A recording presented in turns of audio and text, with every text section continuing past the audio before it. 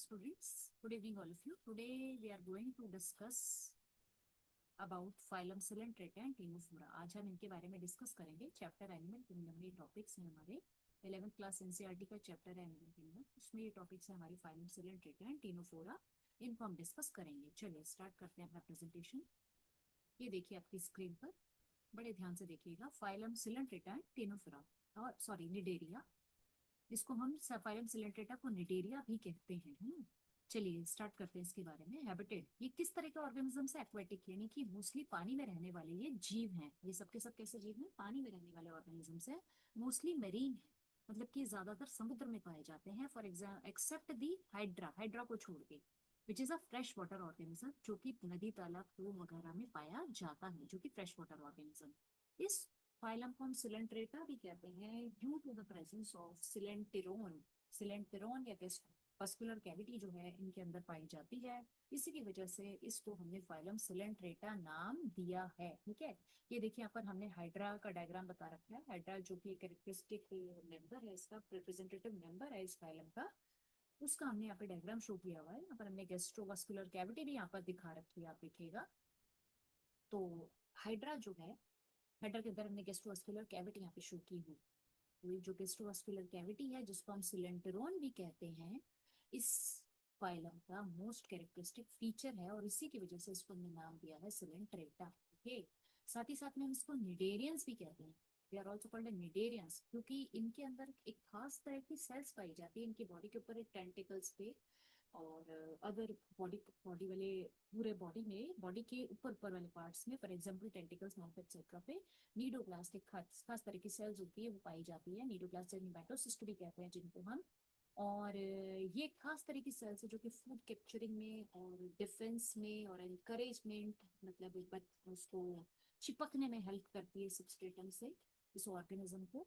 अभी हम पढ़ेंगे इसके बारे में और डिटेल में. और एनकरेजमेंट में हेल्प करती है, और साथ ही साथ में डिफेंस में, बचाव में हेल्प करती है, फूड को कैप्चर करने में हेल्प करती है. इस तरह के कुछ खास तरह की सेल्स होती हैं जो ये सब काम करती हैं, उनको नीडोब्लास्ट कहते हैं. वो इस ऑर्गेनिज्म के अंदर, इस फाइलम के अंदर पाई जाती हैं, और इसी वजह से हमने इसको नाम दिया है cnidaria. Cnidaria due to the presence of cnidoblast या नेमेटोसाइट्स. चलिए आगे बढ़ते हैं, नेक्स्ट स्लाइड पर आते हैं. ये देखिए यहाँ पर फॉर्म्स बताई हुई है. दो तरह के फॉर्म्स में पाए जाते हैं ये ऑर्गेनिज्म. एक होता है पॉलिप, एक होता है मेड्यूसा. पॉलिप, यहाँ पर ये जो पॉइंट्स डिस्कस किए हैं 1 2 3 पॉइंट्स, ये सब पॉलिप के बारे में है. देखिए यहाँ पर फर्स्ट पॉइंट ये कैसा है, ससाइल है. ससाइल यानी कि सबस्ट्रेटम से चिपके हुए रहते हैं, चिपके हुए रहते हैं, मूव नहीं करते हैं, लोकोमोशन शो नहीं करते हैं. जबकि जो मेड्यूसा है ये फ्री स्विमिंग होता है. पॉलिप का कॉमन एग्जांपल, फॉर एग्जांपल यहाँ पे हाइड्रा है, और मेडुसा में कॉमन एग्जांपल यहाँ पर ओरिलिया या जेलीफिश है. ये इसका कॉमन एग्जांपल है. ठीक है, अभी और देखिएगा और क्या डिफरेंस होता है इसमें. नंबर 2 डिफरेंस है सिलेंड्रिकल इन शेप. देखिए हाइड्रा की शेप कैसी होती है, सिलेंड्रिकल. सिलेंड्रिक जैसे एक सिलेंडर होता है उस तरह की शेप इसकी होती है. और मेडुसा की शेप कैसी है, अम्ब्रेला शेप की, जैसे छतरी नहीं होती उस तरह की शेप है इसकी. अम्ब्रेला आ रहा है समझ में. चलिए देखिए नेक्स्ट पॉइंट पे देखिए. नेक्स्ट पॉइंट क्या कह रहा है, कि जो पॉलिप है वो एसेक्सुअल रिप्रोडक्शन शो करता है. फॉर एग्जांपल आप बचपन में भी पढ़ते हुए आए हैं लोअर क्लासेस में कि hydra shows budding, hydra budding show करता था. यहाँ पर एक ग्रोथ, आउट ग्रोथ सी हो जाती थी हाइड्रा के ऊपर जब वो रिप्रोडक्शन करता था. तो फिर वो धीरे धीरे बड़ी होती जाती थी, और वो इससे इससे पेरेंट से डिटैच हो जाती थी, और न्यू बेबी हाइड्रा वो बना लेती थी, और उससे फिर न्यू हाइड्रा बन जाता था. ठीक है, डेवलप हो जाता था. तो हमने बोला ये इस तरह से सेक्सुअल रिप्रोडक्शन शो करता है. तो इसके एग्जाम्पल्स में आ जाते हैं हाइड्रा एंड एडमसिया. एडमसिया को हम सी एनिमोन भी कहते हैं. चलिए, जबकि जो मेड्यूसा है it shows the sexual reproduction, ये सेक्सुअल रिप्रोडक्शन शो करता है. फॉर एग्जाम्पल ओरिलिया, जिसको हम जेलीफिश भी कहते हैं, वो इसका कॉमन एग्जाम्पल है. और मेड्यूसा क्या शो करती है, दे शो दी सेक्सुअल रिप्रोडक्शन. तो हमने देखा पॉलिप किस तरीके से रिप्रोडक्शन शो करता था, एसेक्सुअल मेथड से, जबकि जो मेड्यूसा होता है वो सेक्सुअल मेथड से रिप्रोडक्शन शो करती है. यहाँ देखिए पहले पॉलिप और मेड्यूसा का हमने डायग्राम दिखाया हुआ है. इसमें आप ध्यान से देखिएगा, यहाँ पर टेंटिकल्स पाए जा रहे हैं इसकी सरफेस पर, इसके ऊपर की तरफ है ना, बॉडी के ऊपर की तरफ. ये माउथ दिख रहा है, माउथ दिख रहा है, और माउथ के साथ साथ बगल में बहुत सारे टेंटिकल्स हैं. ये इसमें भी यहाँ देखिए टेंटिकल्स इसके लोअर साइड में है, मेड्यूसा के टेंटिकल्स जो है लोअर साइड पे हैं, जबकि जो पॉलिप के टेंटिकल्स हैं उसके अपर साइड पे हैं। माउथ और टेंटिकल्स इसके अपर साइड पे हैं, जबकि जो मेड्यूसा के माउथ और टेंटिकल्स हैं वो उसके लोअर साइड पे है। टेंटिकल्स जो होते हैं मेड्यूसा को उसको स्विमिंग में हेल्प करते हैं, ठीक है, इसके लोकोमोशन में हेल्प करते हैं। Just a moment, there is an ad, ये थोड़ा सा डिस्टर्ब कर रहा है, जस्ट अ मोमेंट प्लीज।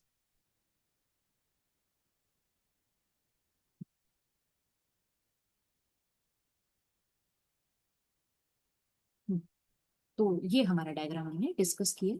चलिए हमने पॉलिप और मेड्यूसा के बारे में डिस्कस किया। चलिए नेक्स्ट पर आते हैं, नेक्स्ट स्लाइड हम देखें।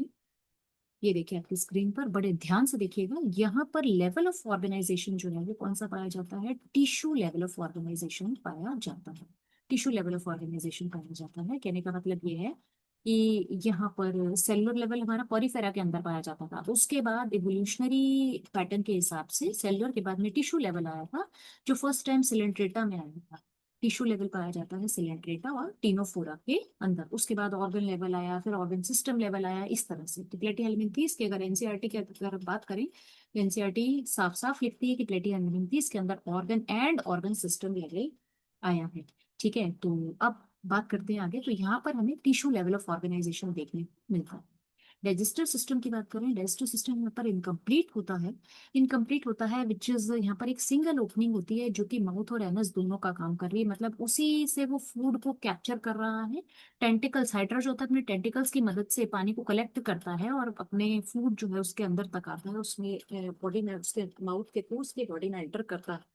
तो वही माउथ है और वही एनस का भी काम कर रहा है, उसी के थ्रू इजेक्शन वाला मटेरियल निकल भी रहा है, बॉडी में से निकल भी रहा है। तो single opening is acting as the both mouth as well as the anus. तो हमने देखा है डाइजेस्टिव सिस्टम यहाँ पे इनकम्प्लीट है या ब्लाइंड सैक प्लान को ही फॉलो कर रहा है। चलिए नेक्स्ट पॉइंट की हम बात करते हैं, डाइजेशन। डाइजेशन यहाँ पर कैसा पाया जा रहा है, extra cellular plus intra cellular. अभी हमने देखा था कि इसके अंदर एक गैस्ट्रोवस्कुलर कैविटी पाई जाती थी। इस स्लाइड में देखिए, ये स्लाइड में हमें गैस्ट्रोवस्कुलर कैविटी दिखाई दे रही है। इसको हम गैस्ट्रो, गैस्ट्रो मतलब कहीं ना कहीं पेट से रिलेटेड है, वस्कुलर मीन्स ये डिस्ट्रीब्यूशन से रिलेटेड है। क्यों उसको डिस्ट्रीब्यूशन से रिलेटेड कह रहे हैं, क्योंकि गैस्ट्रो इसी को कह रहे हैं क्योंकि इसी के अंदर हमारा एक्स्ट्रा सेलुलर डाइजेशन चल रहा है। इसी गैस्ट्रोवास्कुलर कैविटी के अंदर हमारा एक्स्ट्रा सेलुलर डाइजेशन चल रहा होता है, इसीलिए हम इसको कह रहे हैं this is the gastrovascular cavity. और इसके अलावा ये वस्कुलर भी इसके हमने नाम लगाया है। वस्कुलर नाम इसलिए लिखा है क्योंकि ये फूड को बॉडी में डिस्ट्रीब्यूट करने का काम भी करती है। ठीक है, ये फूड को बॉडी में डिस्ट्रीब्यूट करने का काम भी करती है, इसलिए हमने इसको वस्कुलर नाम दिया है। तो इसके अंदर एक्स्ट्रा सेलुलर डाइजेशन चल रहा है। उसके बाद में एक्स्ट्रा सेलुलर डाइजेशन के बाद में इंट्रा सेलुलर डाइजेशन भी होता है। यहाँ पर कुछ खास तरह की सेल्स पाई जाती हैं जो इसी गैस्ट्रोवास्कुलर कैविटी के बाद में जो इस डाइजेशन को परफॉर्म करती हैं।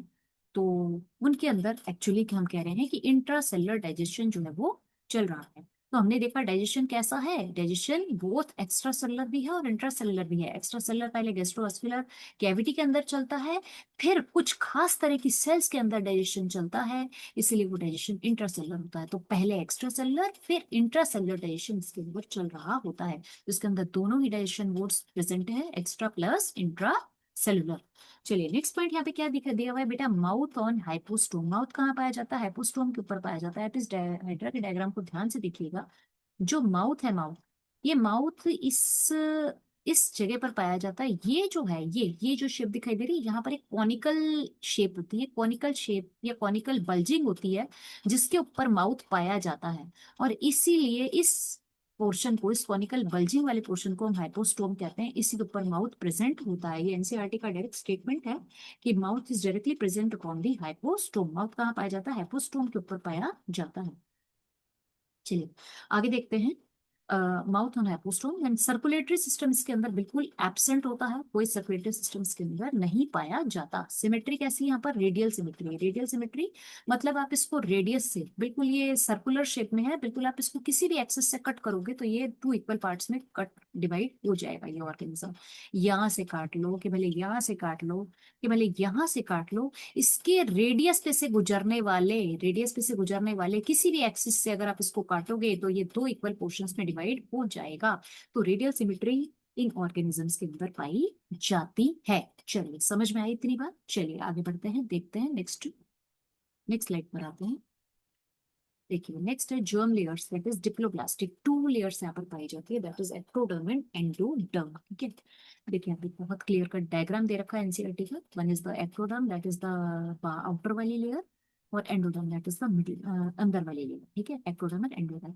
इसके बीच में आप देख सकते हैं मीजोग्लिया। मीजोग्लिया ये कैसी है बेटा? This is the non cellular layer. Non cellular layer है, ए सेल्यूलर लेयर है, यहाँ पर कोई सेल्स नहीं है, और सिर्फ एक ये जिलेटिनस लेयर है, पिंक कलर की दिखाई दे रही है। This is a A cellular gelatinous layer. यहाँ पे जिलेटिनस लेयर है ये, और ए सेल्यूलर है, यहाँ पर कोई सेल्स नहीं पाई जाती, तो ये नॉन लिविंग है एक तरह से, है ना।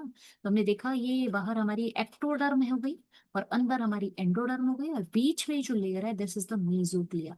इसलिए हम ये कह सकते हैं ये जो बॉडी है इसकी दो लेयर से मिलकर बनी हुई है, एक्टोडर्म एंडोडर्म, और इसीलिए हम इसको डिप्लोब्लास्टिक ऑर्गेनिज्म भी कहते हैं। Then comes the coelom. Coelom acoelomate organisms हैं, यहाँ पर कोई सिलोम नहीं पाई जाती है इनके अंदर। सिलोम आपको पता होगा, टोटली चारों तरफ से मीजोडर्म से लाइन होती थी, उसको हम सिलोम कहते थे। यहाँ तो मीजोडर्म नाम की चीज ही नहीं है, अभी तक आई नहीं है, एवोल्यूशन में बाद में आती है सिलोम तो, है ना। ठीक है, तो जो ट्रू सिलोम थी वो हमारी एनेलिडा से शुरू होती थी, अगर आपको याद हो तो अभी तो सिलोम बिल्कुल आई ही नहीं है। तो सिलोम जो है, this are the acoelomate organisms. चलो आगे बढ़ते हैं। Coming upon the next slide. यहाँ पर देखिए नेक्स्ट पॉइंट क्या डिस्कस किया गया है, सेगमेंटेशन। सेगमेंटेशन इसके अंदर बिल्कुल एब्सेंट होता है, कोई किसी तरह के सेगमेंट्स नहीं पाए जाते हैं इसके अंदर। फिर आता है नोटोकॉर्ड। नोटोकॉर्ड एब्सेंट होती है, ये हमारा नॉन कॉर्डेट के अंदर पाया जाने वाला ऑर्गेनिज्म है, ये नॉन कॉर्डेट्स के अंदर आते हैं। ठीक है ना, पाइलम नोट नॉन कॉर्डेट्स के अंदर ही पाए जाते हैं। और जितने भी नॉन कॉर्डेट्स होते हैं उनके अंदर क्या होती है बेटा, उनके अंदर आपकी नोटोकॉर्ड जो होती है वो एब्सेंट होती है। ठीक है, रिजिड स्ट्रक्चर होती है जो कि हमारी डोर्सल सरफेस पर पाई जाती है।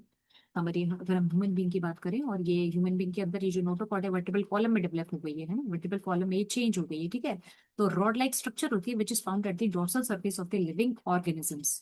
कुछ लिविंग ऑर्गेनिजम्स के डोर्सल सरफेस पर पाई जाती है। ऐसे लिविंग ऑर्गेनिजम्स को हम क्या कहते थे बेटा, कॉर्डेट्स कहते थे, और जिनके अंदर ये एब्सेंट होती थी उनको हम नॉन कॉर्डेट्स कहते थे।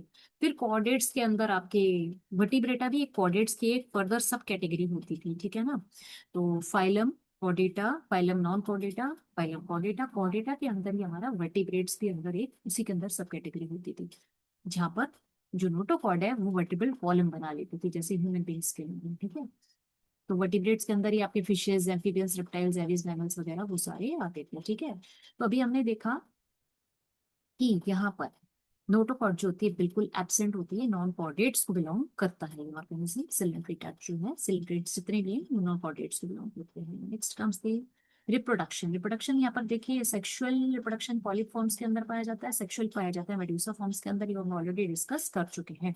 डेवलपमेंट जो होता है यहाँ पर इनडायरेक्ट टाइप का होता है, that is free swimming planula larva इनके अंदर पाया जाता है। ठीक है, फ्री स्विमिंग आराम से तैरने वाला प्लेन्युला लार्वा यहाँ पर पाया जाता है, और इसीलिए यहाँ पर डायरेक्ट डेवलपमेंट कैसा है, इनडायरेक्ट है। इनडायरेक्ट मीन्स जहाँ पर कोई लार्वल स्टेज इन्वॉल्व होती है डेवलपमेंट में, उसको हम इनडायरेक्ट डेवलपमेंट कहते हैं, है ना। हमारे अंदर कैसा होता है ह्यूमन बींग के अंदर, yes very good, direct development होता है, हमारे अंदर कोई लार्वल स्टेज नहीं होती। ठीक है, next comes the some cnidaриans like corals have skeleton made up of the calcium carbonate। कुछ cnidaриans for example corals के अंदर क्या पाया जाता है, कैल्शियम कार्बोनेट की शेल पाई जाती है, कैल्शियम कार्बोनेट का स्केलेटन पाया जाता है, एक्सोस्केलेटन पाया जाता है। चलिए, इनको हम corals आर वेरी ब्यूटीफुली, बहुत ही सुंदर दिखने वाले ये एनिमल्स होते हैं।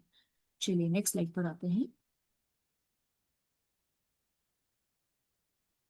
हाँ जी, अब आते हैं हम यहाँ नीडोब्लास्ट की बात करते हैं। नीडोब्लास्ट अभी मैंने थोड़ी देर पहले आपको बताया कि यहाँ पर टेंटिकल्स पर कुछ खास तरह की सेल्स होती हैं जो कि इसकी फूड कैप्चर वगैरह में हेल्प करती हैं। इनके बारे में बात करते हैं। ये स्पेशलाइज सेल्स हैं जो कि टेंटिकल्स और बॉडी के ऊपर पाई जाती हैं, और ये इनको हम स्टिंग, इनके अंदर एक स्टिंगी कैप्सूल पाया जाता है जिसको हम निमेटोसिस्ट कहते हैं। देखिए बेटा, ये है पूरी हमारी टेंटिकल्स की स्ट्रक्चर, यहाँ पर इसकी नीडोब्लास्ट की स्ट्रक्चर यहाँ पर बताई हुई है। और इसके अंदर ये दिख रहा है, ये गोला वाला रीजन, ये वाला, ये वाला दिस इज अ कैप्सूल, ये एक तरह का कैप्सूल है, इसको हम स्टिंगिंग कैप्सूल भी कह रहे हैं, नेमेटोसिस्ट भी कहते हैं। और ये जो आपकी नीडोब्लास्ट होती है, ये एनसीईआरटी क्या कहती है कि ये 3 कामों में हेल्प करेगी, एनकरेज में, डिफेंस में and capturing the prey. Encourage मतलब कहीं ना कहीं ये चिपकने में हेल्प करती है, और डिफेंस में हेल्प करती है। डिफेंस में भी मतलब क्या करती है एक्चुअली, ये सेल्स क्या करती है, कैसे डिफेंस में हेल्प करती है वो मैं आपको समझाती हूँ। ये खास तरह का, यहाँ पर एक थ्रेड लाइक स्ट्रक्चर देखिए, इसकी थ्रेड लाइक स्ट्रक्चर है ना, कहाँ पर पाई जा रही है, इस कैप्सूल के अंदर पाई जा रही है। ये हमारी पूरी ओवरऑल स्ट्रक्चर है, ये हमारी पूरी निमेटोसिस्ट है। इसके अंदर एक कैप्सूल लाइक स्ट्रक्चर है, इसको हम कह रहे हैं निमेटोसिस्ट, निमेटोसिस्ट, ठीक है। और इसके अंदर एक थ्रेड पाया जा रहा है, थ्रेड लाइक स्ट्रक्चर पाई जा रही है। इसके ऊपर यहाँ पर ये ऑपरक्यूलम है। ऑपरक्यूलम क्या है, ये इसको, इस ढक्कन को खोलता है, और इस ढक्कन, ऑपरक्यूलम एक तरह का ढक्कन, एक तरह का कवर है। ये जब ढक्कन खुलेगा तो ये थ्रेड बाहर निकल के आएगा, और जिस भी प्रे को, जो भी इसके पास खाने के लिए प्रे आएगा, उस शिकार को ये पकड़ेगा उस थ्रेड की मदद से। और उसके उसमें ये थ्रेड जो होगा वो एक टॉक्सिन रिलीज करेगा, टॉक्सिन रिलीज करेगा, और उसको ये पैरालाइज कर देगा, बेहोश कर देगा उस प्रे को। और उसके चारों तरफ ये थ्रेड जो है वो लिपट जाएगा उसको। और इसके ऊपर कुछ सेल्स भी रहती हैं, सॉरी, कुछ कांटे कांटे जैसे स्ट्रक्चर्स भी रहते हैं जो प्रे को चुभ जाती हैं, ठीक है। और ये इसका शाफ्ट वाला पोर्शन है, ये शाफ्ट वाला पोर्शन है, ठीक है। और साथ ही हम यहाँ पे देख रहे हैं कि इस निमेटोसिस्ट को, या इस निमेटोसिस्ट को सपोर्ट करने के लिए यहाँ पर थ्रेड ऑफ लासो प्रेजेंट है। लासो दिख रहा है आपको, this is thread of lasso. ये इसको होल्ड करे रखता है, और इसको खुलने नहीं देता, अननेसेसरी नहीं खुलने देता। जब इसके आसपास कोई प्रे आता है, जब इसके आसपास कोई प्रे आता है, तभी ये खुलता है, और तभी इसमें से थ्रेड बाहर निकलता है और उसको बेहोश करता है, ठीक है। ये जब भी इसके आसपास कोई प्रे आता है तो नीडोसील उस पर एक ट्रिगर का काम करता है, उसको ये केमिकली या मैकेनिकली डिटेक्ट कर लेता है उस प्रे को। और फिर ये थ्रेड खुलता है, एवर्ट आउट होता है, इसमें से बाहर निकलता है, और उसके ऑर्गेनिज्म को ये बेहोश कर देता है, हम ये कह सकते हैं। ये उसको फूड कैप्चर करने में ये मदद करता है, ठीक है।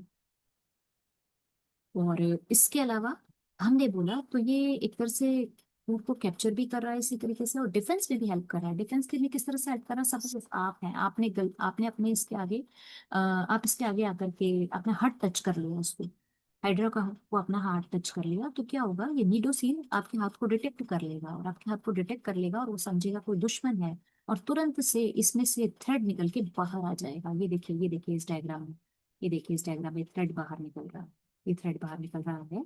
और इसके ऊपर ये स्पाइन लाइक स्ट्रक्चर्स भी पाई जाती हैं, जो उसको चुभ जाती हैं, प्रे को चुभ जाती हैं, और उसको पकड़ लेती है, ठीक है। ये देखिए थ्रेड निकल रहा है इसमें से, है ना। तो जैसे ही मैंने आपको बताया, जैसे ही आप इसको टच करो, ये तो वही प्रे को कैप्चर करने वाली बात है ना, प्रे को कैप्चर करने वाली बात। हमने बोला कि अगर हम इसको टच करेंगे, तो नीडोसील उसको, उस टच को डिटेक्ट कर लेगा, और ये थ्रेड इसमें से निकल के बाहर आ जाएगा, और आपके हाथ पर वो टॉक्सिक सब्सटेंस रिलीज कर देगा, और उससे आपके हाथ को खुजली सी होगी, और आप अपना हाथ दूर कर लोगे, और इस तरह से इसने अपना बचाव कर लिया, इस तरह से इसने अपना बचाव कर लिया, ये डिफेंस कर लिया। बात समझ आई।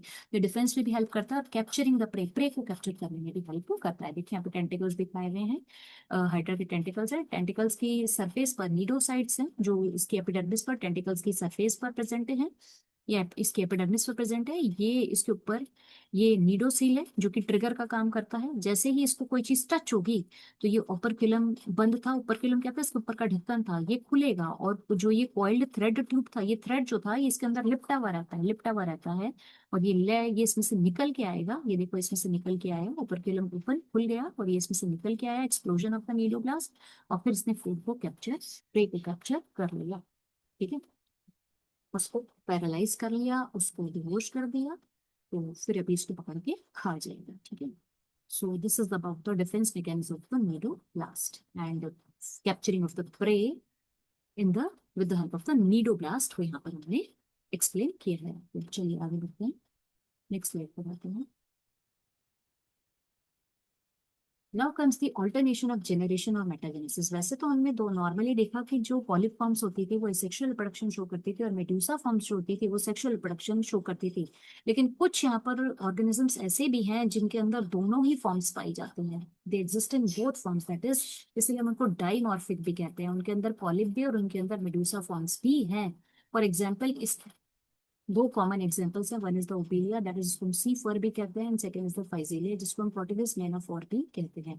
तो यहाँ पर ये जो है ऑल्टरनेशन ऑफ जनरेशन शो करते हैं। पॉलिप फिर मेड्यूसा से फिर पॉलिप बनेगा, फिर पॉलिप से फिर मेड्यूसा बनेगा, इस तरह ये ऑल्टरनेटली चलता रहता। तो पॉलिप ने सेक्सुअल रिप्रोडक्शन शो किया, मेड्यूसा बनाया, मेड्यूसा ने सेक्सुअल रिप्रोडक्शन शो करके पॉलिप बनाया। ठीक है। तो और अगर हम इसको ऑल्टरनेटली देखें तो पी एम इस तरह से चलता चला जाएगा। Polyp medusa polyp medusa polyp medusa इस तरह से चलते चला जाएगा। चलिए नेक्स्ट स्लाइड पर हम आते हैं। इसके कॉमन एग्जांपल्स हमने यहाँ लिखे हुए हैं। हाइड्रा ओरेलिया, दैट इज इसको हम जेली फिश भी कहते हैं। देन कम्स थियोपीलिया, और सी फर भी इसको हम कहते हैं। देन कम्स फाइजेलिया या पोर्टुगीज मैनोफोर भी कहते हैं। एडम्सिया जिसको हम सी एनिमोन भी कहते हैं। बोर्गोनिया जिसको सी फैन भी कहते हैं। पेनिचुला जिसको हम सी फैन भी कहते हैं। मीनड्रीना और the brain coral and the Tubipora और the organ pipe coral. So these are the famous examples of this phylum. Okay. Now coming about the next slide. So we have completed this topic Coelenterata. Now we coming upon the topic Ctenophora और Echinidarians भी इनको हम कहते हैं। Commonly इनका नाम हम सी walnuts या कॉम जेलीज भी इनको हम कहते हैं। ठीक है। और ये जो ऑर्गेनिज्म है इनको हम एक्निडेरियंस क्यों कह रहे हैं? एक्निडेरियंस क्योंकि इनके अंदर आपके नीडोसाइट्स जो होती हैं वो एब्सेंट होती हैं। सिलेंट्रेटा के अंदर ये प्रेजेंट होती थी लेकिन इनके अंदर ये एब्सेंट होती है। ठीक है। हैबिटेट देखा हमने, ये एक्सक्लूसिवली मरीन ऑर्गेनिज्म है। ये टोटली समुद्र के अंदर पाए जाते हैं, एक्सक्लूसिवली मरीन ऑर्गेनिज्म से। और लेवल ऑफ ऑर्गेनाइजेशन यहाँ पर भी टिश्यू लेवल है। डाइजेशन वही सेम जैसा हमने हाइड्रा के अंदर देखा था, सिलेंट्रेटा में देखा था, extra cellular plus intracellular both वैसा ही है। सर्कुलेटरी सिस्टम बिल्कुल एब्सेंट है। सिमेट्री, रेडियल सिमेट्री, बहुत सारे कॉमन फीचर्स हैं जो सिलेंट्रेटा वाले थे, वो सारे के सारे बहुत सारे कॉमन फीचर्स यहाँ भी हमें देखने को मिलते हैं। चलिए आगे बढ़ते हैं। जर्म लेयर्स वही डिप्लोब्लास्टिक है। सीलोम या बॉडी कैविटी एब्सेंट होती है। बॉडी पर अ पेयर ऑफ टेंटिकल्स पाए जाते हैं। ये देखिए, ये एक जोड़ी टेंटिकल्स इसके अंदर पाए जा रहे हैं। अ पेयर ऑफ टेंटिकल्स पाए जा रहे हैं। And 8 external rows of chelated corm plates, यहाँ पर 8 ये ग्रीन कलर की दिख रही है आपको, एक्सटर्नल रोज हैं जिनके ऊपर सीलिया पाए जाते हैं। और ये क्या है? दीज आर दी कॉम्प्लेट्स, इनको कॉम्प्लेट्स भी कहा जाता है। और ये लोकोमोशन में हेल्प करती हैं। ठीक है। और इनके ऊपर काफी सारे सीलिया पाए जाते हैं, ये ग्रीन कलर की जो रोज है। ठीक है। दीज आर, ये इसका मोस्ट कैरेक्टरिस्टिक फीचर है। 8 external rows of ciliated comb plate से इसका कैरेक्टरिस्टिक फीचर है। Then these organisms also show the bioluminescence. ये बहुत ही सुंदर ऑर्गेनिज्म है, बायोल्यूमिनेसेंस शो करते हैं, लाइट एमिट करते हैं। ठीक है, समझ आ रही है? These emit the light. Now ये इसका मोस्ट कैरेक्टरिस्टिक फीचर है। दे शो दी बायोल्यूमिनेसेंस, बहुत ही सुंदर ऑर्गेनिज्म है। चलिए आगे बढ़ते हैं।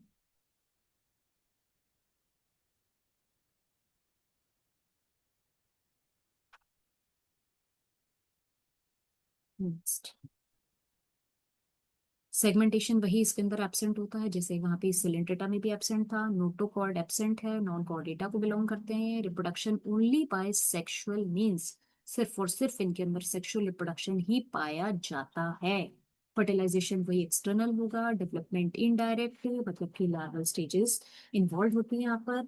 और इसके अलावा आपको हम सिडिपिड लार्वा भी कहते हैं। एग्जाम्पल्स में आ जाता है, for example Pleurobrachia and Ctenoplana. Okay, Pleurobrachia and Ctenoplana, these are the common examples, है ना।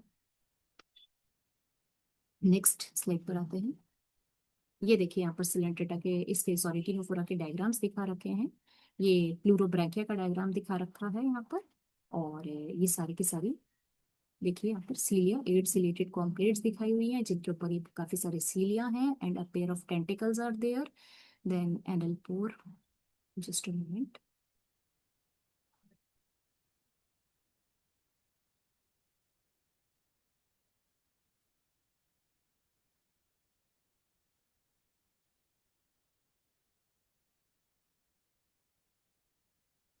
हाँ जी। तो ये हमारा टीनोफोरा का डायग्राम है।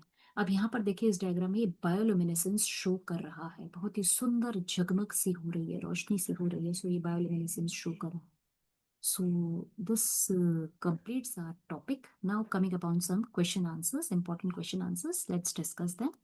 Match the following structures with their correct descriptions in the cylinder. यहाँ पर कुछ MCQs दिए हुए हैं जिन्हें हम सॉल्व करेंगे. Number first is nidoblast. Nidoblast के बारे में अभी हमने पढ़ा, ये स्पेशल तरह की सेल्स होती थी, present on tentacles used for defence and prey capture. ठीक है, तो ए का हो जाएगा 2. B mesoglea. मीजोग्लिया क्या होती थी बेटा? B mesoglea is a jelly like layer between the ectoderm and endoderm. तो बी का हो जाएगा 1. तो ए का 2 बी का 1. ए का 2 बी का 1 कहाँ जा रहा है? ये रहा ए ऑप्शन. और सी गेस्ट्रोवास्कुलर कैविटी. गेस्ट्रोवास्कुलर कैविटी क्या होती थी? इट वाज अ कॉमन, हमने देखा गेस्ट्रोवास्कुलर कैविटी जो होती थी ये diploblastic. Diploblastic is body derived from 2 germ layers, है ना? तो बॉडी बॉडी जो होती थी 2 जर्म लेयर से डिराइव्ड होती थी. और C option gastrovascular cavity common opening for injection and digestion which leads into the gastrovascular cavity. वो फिर डायरेक्ट गैस्ट्रोवास्कुलर कैविटी में खुलती थी, है ना? तो ये इस तरह से मैच होगा ये वाला. तो हमारा आंसर बैठेगा ए का 2 cnidoblast present on tentacles, mesoglea jelly like layer इस ऑप्शन के हिसाब से. और सी का 3 और डी का 4. देखिए कौन सा बैठा? ए का 2 बी का 1 सी का 3 और डी का 4. Answer number is this one. Option number A is the correct answer. So we should write the answer also.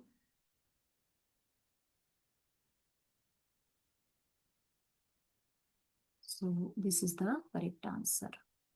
ठीक है, जस्ट अ मोमेंट.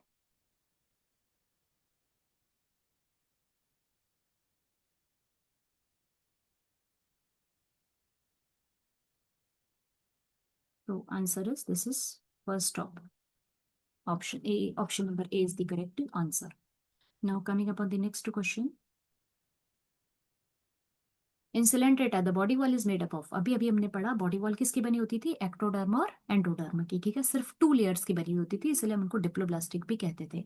देखिए फर्स्ट ऑप्शन एक्टोडर्म मेसोडर्म और एंडोडर्म बिल्कुल नहीं, 3 लेयर्स तो वहाँ होती नहीं है. सिंगल जर्म लेयर नहीं, वो भी नहीं होती. थर्ड एक्टोडर्म और एंडोडर्म ओनली. हाँ बिल्कुल सही, यही ऑप्शन, यही आंसर होगा हमारा. डी क्या कह रहा है? Endoderm and mesoderm only. Mesoderm तो वहाँ पाई ही नहीं जाती. नेक्स्ट नेक्स्ट क्वेश्चन पर आते हैं. देखिए which of the following coelentrates exhibit both polyp and medusa forms during its life cycle. अभी अभी हमने पढ़ा ओबीलिया एंड फाइजेलिया, ये 2 ऑर्गेनिज्म ऐसे थे जो कि ऑल्टरनेशन ऑफ जनरेशन शो करते थे, मेटाजेनेसिस शो करते थे. Hydra, first option is Hydra. No बिल्कुल नहीं.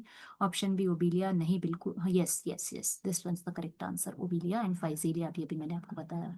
तो ओबीलिया क्या है? ओबे. ओबे से याद रख लो, ओबे ऑल्टरनेशन ऑफ जनरेशन, ओबे मेटाजेनेसिस. ओ से ओबीलिया, ओबी ओबेस, और ओबीलिया ओबेस, ओबीलिया ओबेस मेटाजेनेसिस, ऐसे याद रख लो.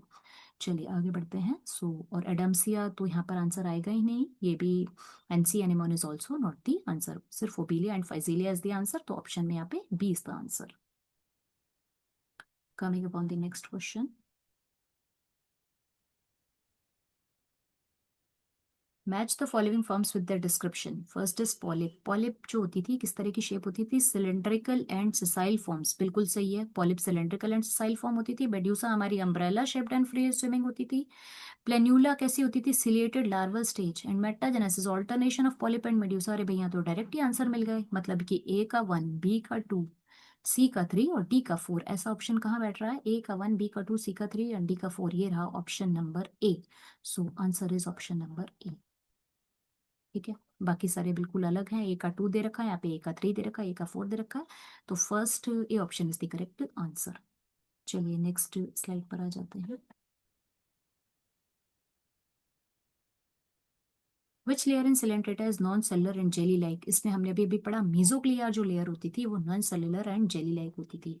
देखिए option ectoderm endoderm. Third C option is mesoglea. This is the correct answer.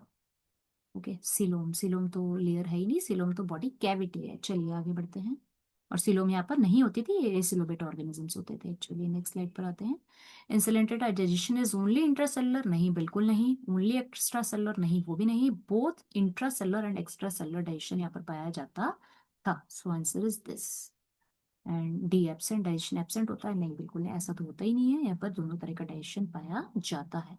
So this completes our topic and thanks a lot to all of you. Thank you very much.